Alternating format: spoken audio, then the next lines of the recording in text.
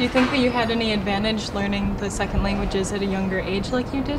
I am convinced of this, and I have since then, studied a little bit of the theories and the theories on pedagogy, and there is a theory which seems very reasonable to me that explains that to learn another language is like stepping, into another personality. It's like becoming another person, and this is much easier to do when you have less affirmed your personality yet. So, they give puberty as the age when it becomes more difficult as you're entering, really becoming yourself, really. I think the younger you learn it, the better to improve it and to have a better fluency. But some people are just gifted. Some people are very brave to their speaking in a second language all the time, and just by daring speaking it, even if they make mistakes, they might improve it. So it doesn't necessarily need to be when you're young or when you're older, but definitely yes, the younger you learn it, the easier it's for you to improve it and to have a proficiency level. I mean, after a month of trying to learn Japanese, I was speaking it really fluently, and my mother couldn't keep up with me at all. And English, I picked it up really easily as well. My mother always kind of, surrounded me in American movies and American music, so I was pretty familiar with the sounds.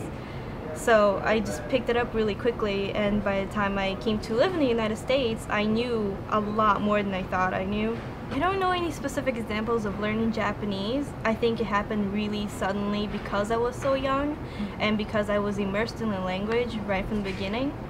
When learning English, it's just, maybe it's because English is such a common language, but even though I wasn't immersed in it, I could easily find sources of English language around, everyday life.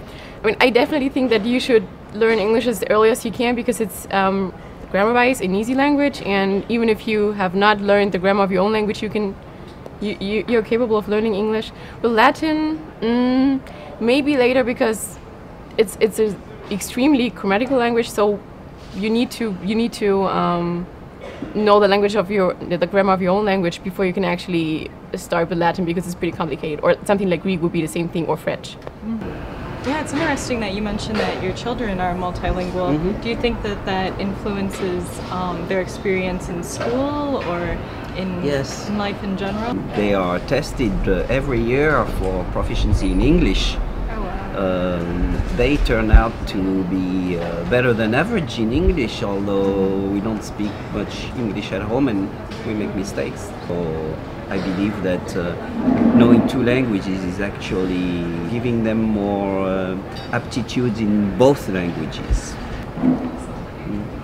Have you ever come across a word in a particular language that couldn't quite translate the same way into another, or a general overarching idea? There is no such thing as a true translation. All language is idiomatic, and always a translation is always, an adaptation of one concept to. And there's tons of in every language of words that do not translate and that you have to paraphrase or circumlocute. A good example is all the expressions in English that use the word self, interestingly enough. Self-service, self-esteem, self-whatever. This always takes a lot of words to explain. Well, being in a college environment, there's this word stalker that people use all the time. Are you stalking me? Are you my stalker? Here and there. And I've tried to think how you would say that in French, and we just don't have the word. I'm not saying that we don't have the reality of having stalkers around, but we just didn't coin a word. So when I speak French, I would say, "Oh la la, tu es mon stalker." It's saudade. That's the word, and it literally means it's the feeling you feel whenever you miss something or someone, and that word isn't really we don't have a word for that in English. So it's really interesting. If you feel saudade is when you feel the longing for somebody or something. That's interesting. And then we started to speak in English, but sometimes we could not translate certain words. So we started to mix, to switch from English to French, English with a French accent, French with an English accent, switching words from both languages, and some words were impossible to be translated. For example, I had a hard time once, I remember, with the word décalage in French, and certain words that for me are difficult to translate. In German, we have a word that's called Feierabend, which basically means if you wish somebody a good Feierabend, you mean if, for example, the person is a shop assistant or, I don't know, working in a bakery or whatever, and you say to the person, I wish you a good Feierabend, that means, like, once you're done with your work, I hope you have a nice evening, like a nice, I don't know, end of the day, sort of, and that doesn't exist in the German language, in the English language, for example. Not in Latin and not in Greek, as far as I know. If you literally translate, it means fire evening, which is so not a valid translation, and there's no dictionary that offers this translation. And every night when I leave the office, I really want to say, coming from this cultural background, I want to wish everybody a good rest. And this is a word I really miss. So many times you see a sentence, you understand the meaning, but to get it to the other language, it's so difficult. There are so many